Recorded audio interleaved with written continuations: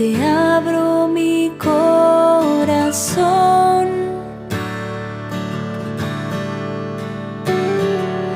Lléname con tu amor. Inúndame, satúrame.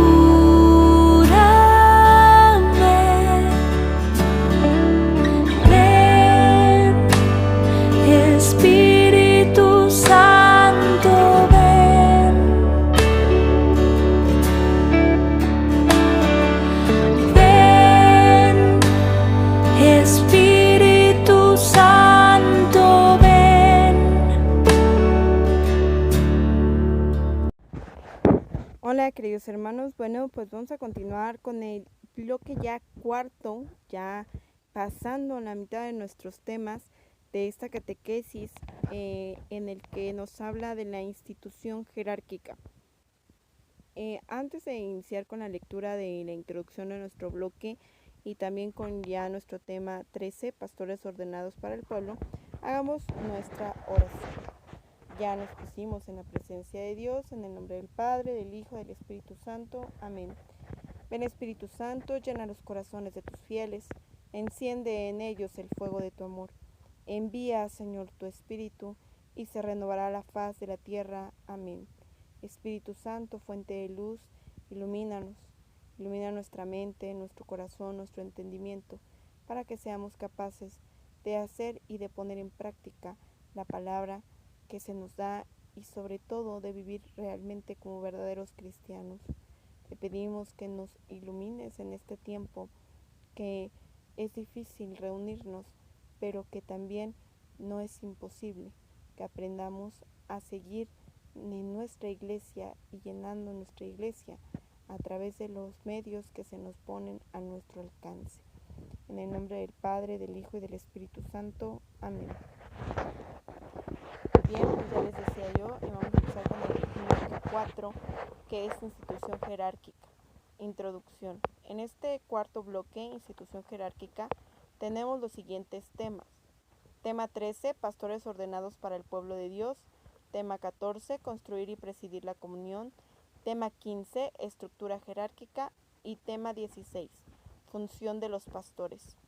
Estos temas hay que conectarlos con el tema 7, algunos personificando a Cristo, cabeza y pastor, ¿sí? Uno de los temas del bloque número 2, ¿no? En el que hablábamos precisamente de la función de nuestros pastores y sacerdotes. Hay que conocer la propia función y la de los demás, valorarla, respetarla e integrarla para el bien del cuerpo. Pastores ordenados para el pueblo de Dios. Cuando hablamos de institución o estructura jerárquica, hablamos de los pastores como sacerdotes ordenados, o sea, todos los que participan del orden sacerdotal.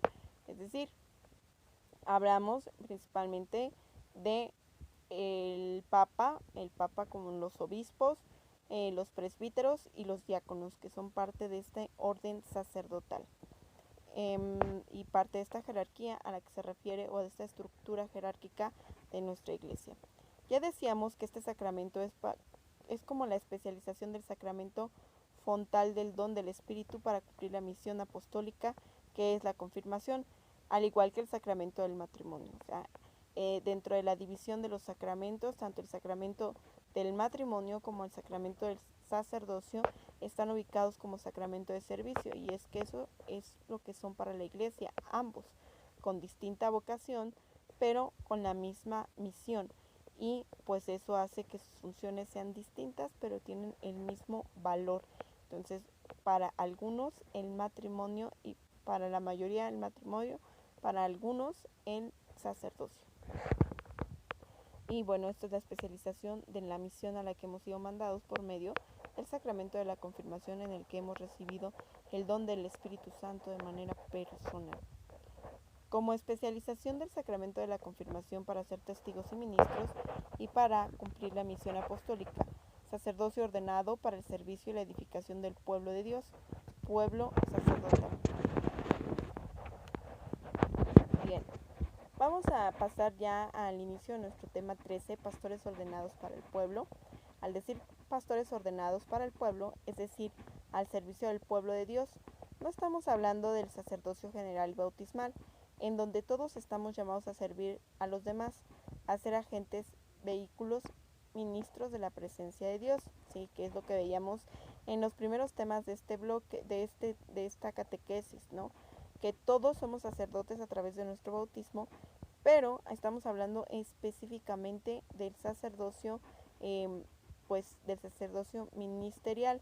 Acuérdense que sacerdote significa precisamente puente, o el que hace puentes entre Dios y el hombre, o el que lleva a los hombres a Dios.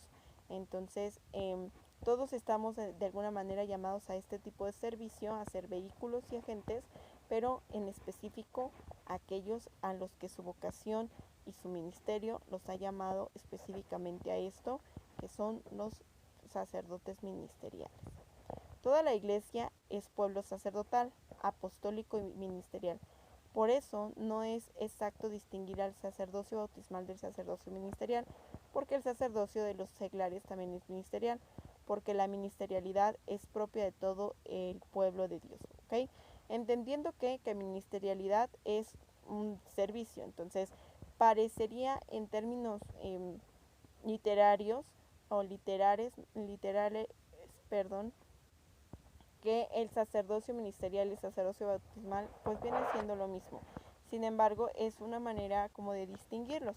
Ahorita vamos a ir viendo cómo es más correcto el poder distinguir entre el sacerdocio en funciones técnicas, en funcionalismo, en la propia praxis, el cómo es diferente el sacerdocio bautismal del sacerdocio ministerial, o del sacerdocio al que nos están haciendo referencia, en el que no es tan común.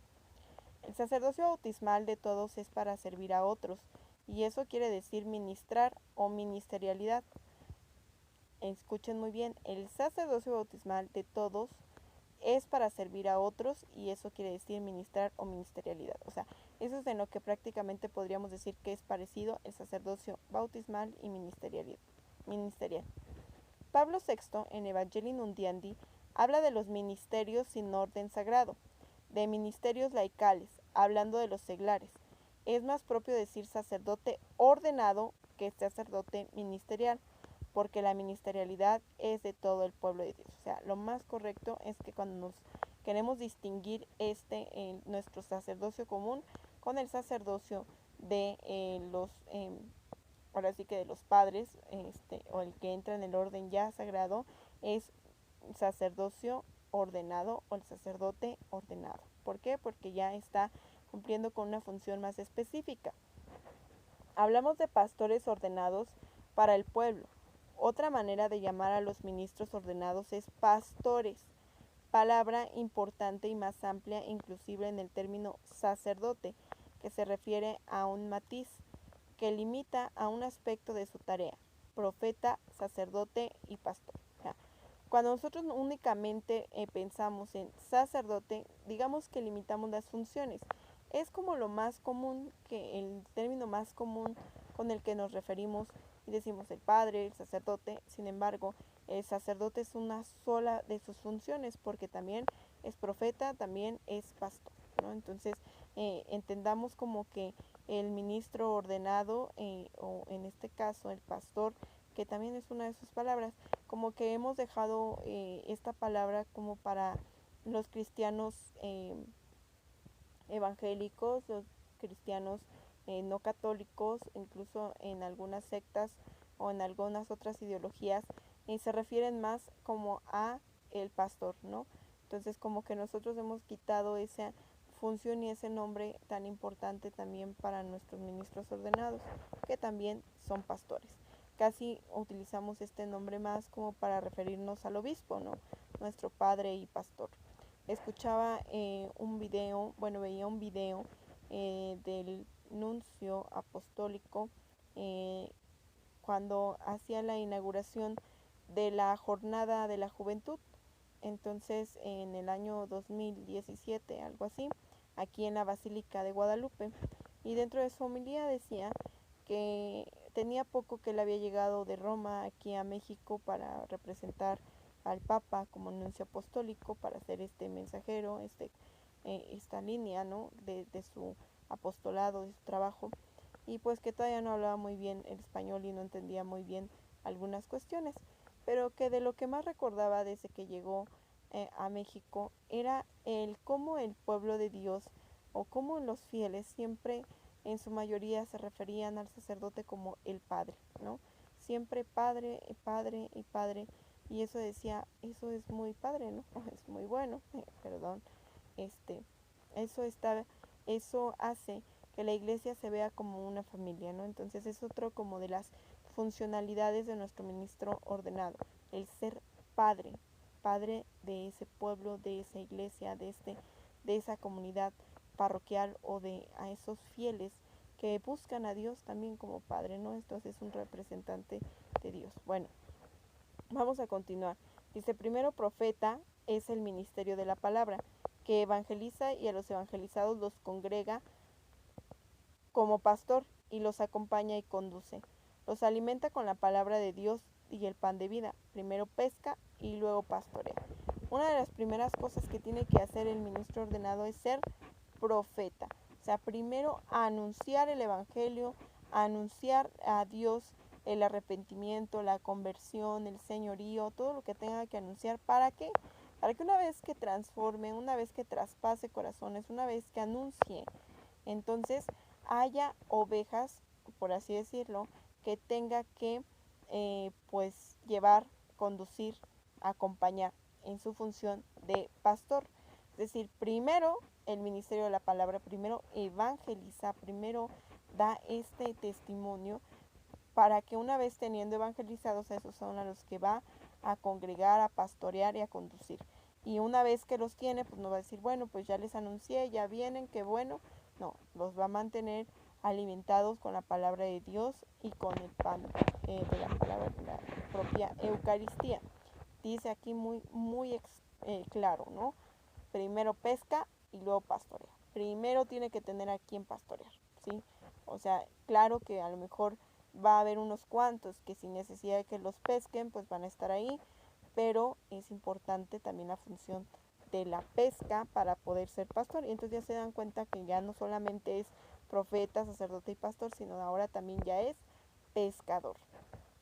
Antes del concilio se identificaba al ministro ordenado con el aspecto cultural sacramental, especialmente la misa. La liturgia es el culto, los sacramentos y sobre todo la Eucaristía como culmen, no lo único ni lo primero, ¿sí? Entendamos muy bien esto, ¿sí? Lo dice la propia Constitución Dogmática Sacrosanctum Concilium del Concilio Vaticano II, que habla sobre la liturgia, ¿no? La liturgia es la fuente y la cumbre, el culmen de la vida cristiana, pero no es lo único. Primero hay que evangelizar, chéquenlo en el numeral número 9 de esta Sacrosanctum Concilium, ¿no?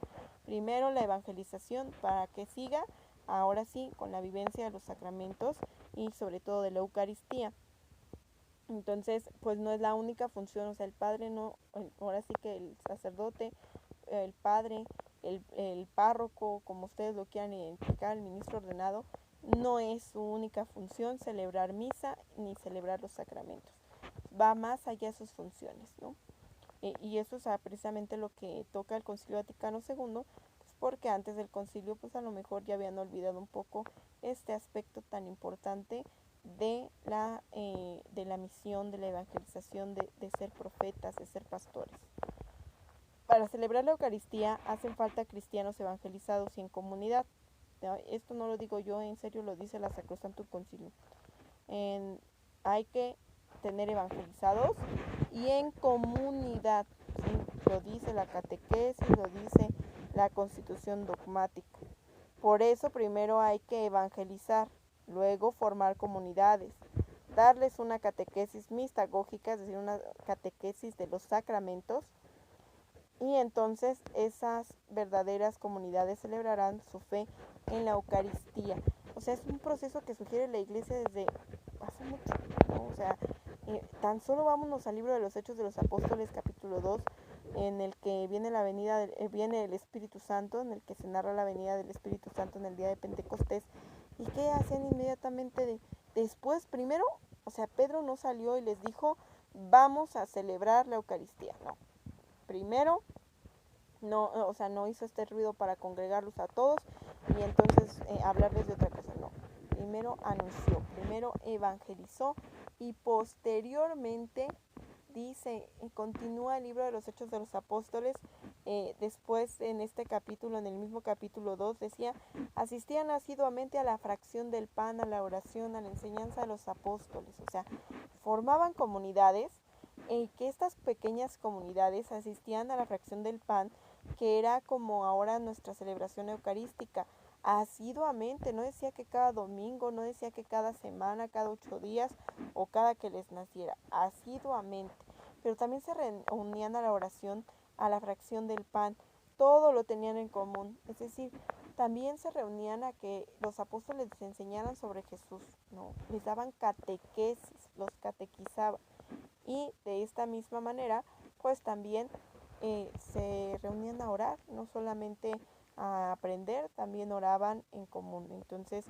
fíjense este sistema tan importante de la iglesia desde el primer momento de su nacimiento y que a veces todavía nos cuesta trabajo formar parte de una comunidad o evangelizarnos o tener como que este proceso de formación, ¿no? Se nos hace pesado, se nos hace aburrido los temas, como que ya todo lo sé, bueno, pues qué bueno que lo sepas, pero si no, es importante aprender, o sea, ese es el sistema de la iglesia y es bien importante que nosotros también lo conozcamos. La palabra pastor es muy importante, implica muchas cosas y muchas tareas, pero antes de pastor se necesita al pescador. Cuando Jesús elige a sus apóstoles que eran pescadores, les dice, síganme, los haré pescadores de hombres. Pescar es la evangelización querigmática y se pastorea a los que se han pescado y se han congregado en comunidad y en iglesia. Fíjense, Jesús mismo llama a sus discípulos y les dice, síganme. O sea, él también salió a pescar, él también salió en búsqueda de sus primeros discípulos, de sus apóstoles, y los llama a seguirlo, a vivir con él, a enseñarles. O sea, la primera comunidad que forma Jesús es la de los apóstoles, ¿sí? Bueno, otros dicen que la primera comunidad es Dios mismo, el Padre, el Hijo y el Espíritu Santo. Pero Jesús durante su predicación, durante ya esta iglesia que Él nos va enseñando y que Él va formando, lo primero que enseña es la comunidad. Pesca, los atrae hacia Él, los forma, los catequiza, los va enseñando para vivir en esa comunidad. O sea, imagínense cómo era la convivencia de estos 12 hombres, bueno, estos 13 hombres junto con Jesús, que a lo mejor no entendían, a veces ni estaban de acuerdo con lo que Jesús decía, y eso es la vida en comunidad, ¿no? Entonces, Jesús nos enseña primero los apóstoles tuvieron un encuentro con Jesús, ¿no? Está ahí escrito en el Evangelio de San Juan, el cómo Andrés y algunos otros encuentran a Jesús, bueno, seguían a Juan Bautista y cuando Juan les muestra el cordero, dice, es el cordero de Dios y ellos lo siguen. Y cuando él se da cuenta dice, ¿qué buscan? ¿No?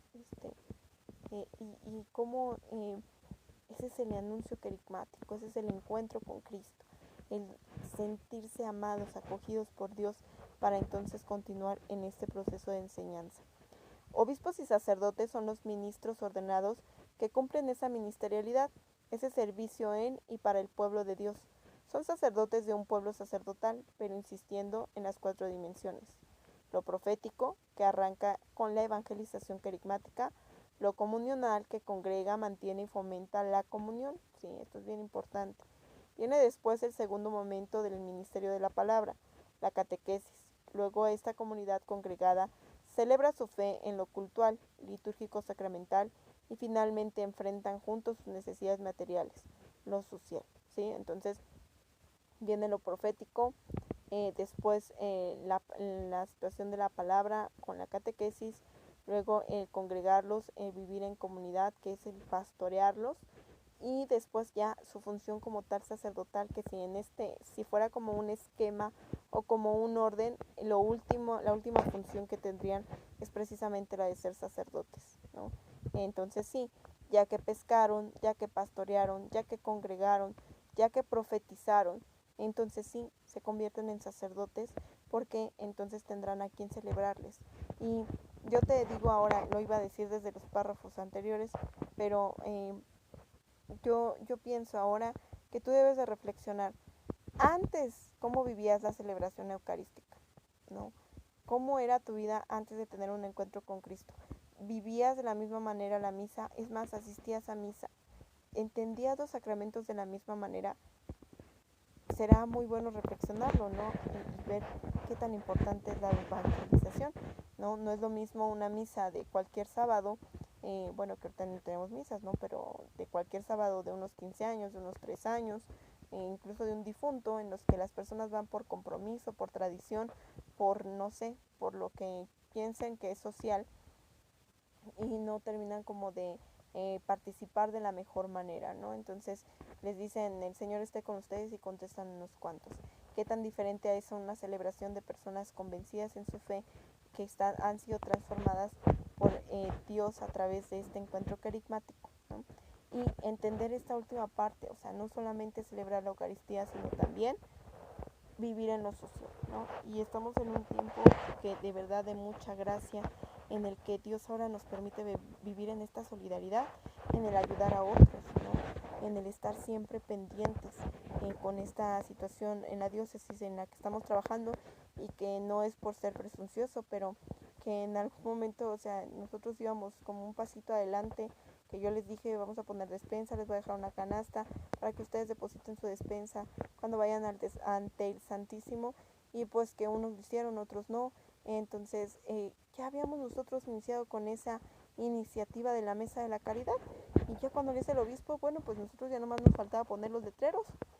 Entonces no estamos tan mal, somos una comunidad que va creciendo también, y que debemos estar preocupados en lo social también y ocupados, ¿no? Y que también nuestro sacerdote tiene que acompañarnos en este caminar. A todo esto le podemos llamar querigma, coinonía, liturgia y diaconía. Querigma, el anuncio de la buena nueva, que es lo primero que tiene que hacer el sacerdote. Coinonía, formar comunidad, congregar, cuando se convierte en pastor, ¿no? No solamente los llama, también los congrega, los conduce y los mantiene unidos. Liturgia, que es la situación sacerdotal, cultural, litúrgica, y la diaconía, que es el servicio específico, ¿no? Los primeros diáconos que se narran en el libro de los Hechos de los Apóstoles eran hombres dedicados precisamente a lo social, a lo que ahora nosotros conocemos como la pastoral social. Se encargaban de las viudas y de las necesidades que había inicialmente en esos pueblos, en esas pequeñas comunidades que se iban formando. Recordemos que en los primeros cristianos la mayoría vivían bajo el poder del Imperio Romano, y pues empezaron a ser perseguidos, y pues había demasiadas viudas, demasiados huérfanos, había personas que necesitaban, que tenían necesidad, y por eso nace esta idea de la diaconía o del diaconado, que eran los servidores sociales, ¿no? Y que ahora nuestra iglesia tiene una línea también ahí en la dimensión de la pastoral social, ¿no? Y que nos ayuda también, pero en sí el sacerdote tiene que tener todo esto, o sea, estos son términos de iglesia en general, pero que el propio sacerdote los tiene que vivir: querigma, coinonía, liturgia y diaconía. Primero discípulo, luego pescador misionero, después pastor y al final diácono en el servicio social. Jesús le dice a Pedro: ¿me amas? Antes que todo tiene que calificar como discípulo en comunión personal con el Señor. Luego pesca y entonces pastorea, ¿sí? Primero, antes de todo lo mencionado, este tema cierra muy bien el tema diciendo: ¿me amas? Antes de cualquier cosa, el ministro ordenado tiene que haber sido encontrado por el Señor y cuestionado en su corazón si lo amaba. Porque si le tiene amor, entonces todo esto de ser pescador, pastor, profeta y sacerdote va a ser por el amor que le tiene. Si no, le va a empezar a pesar, ¿no? A lo mejor le va a gustar estar en la situación del servicio, pero, o de la liturgia, de lo cultual, pero pues no le va a gustar misionar, ¿no? Tiene que calificar como verdadero discípulo y siempre ser discípulo de Jesús para poder ser un excelente sacerdote. Bien, pues este tema nos va a ayudar a entender y a valorar pues, a nuestros ministros ordenados, ¿no? Todos tienen carismas distintos, pero son bien importantes para nuestra propia iglesia y sin ellos nosotros no podríamos caminar porque son la figura de Cristo en nuestra vida, ¿ok? Bien, pues con esto terminamos este tema del tema 13, que ya nos habla del pueblo de Dios, que es una institución jerárquica. Y bueno, pues como tarea principal van a tener el reflexionar cómo viven su Eucaristía ahora como evangelizados y cómo la vivían antes, que no habían tenido un encuentro con Cristo. Y su segunda tarea va a ser pues encontrar estas cualidades de querigma, coinonía, liturgia y diaconía, o lo mismo que es profeta, pastor, sacerdote, pescador, en nuestros sacerdotes, sobre todo en nuestro párroco actual, ¿no? Vamos a encontrar estas características de cómo él trabaja estas dimensiones de su ministerio ordenado sacerdotal, ¿ok? Bien, pues vamos a terminar con una oración pidiéndole al Espíritu Santo que en esta preparación a Pentecostés nosotros también seamos capaces de vivir como una verdadera iglesia, como esas primeras comunidades que surgían a la raíz de la predicación de los apóstoles y que se dejaban transformar y que fueron ejemplo y testimonio hasta la iglesia de nuestro tiempo. Mamita María, también te pedimos que en todos estos días nos acompañes y nos ilumines, como en el día de Pentecostés a los apóstoles, para que seamos también nosotros dignos de esa unción que tanto nos hace falta en nuestra comunidad parroquial. En el nombre del Padre, del Hijo y del Espíritu Santo. Amén. Santa María de la Palabra, ruega por esta iglesia evangelizada y evangelizadora.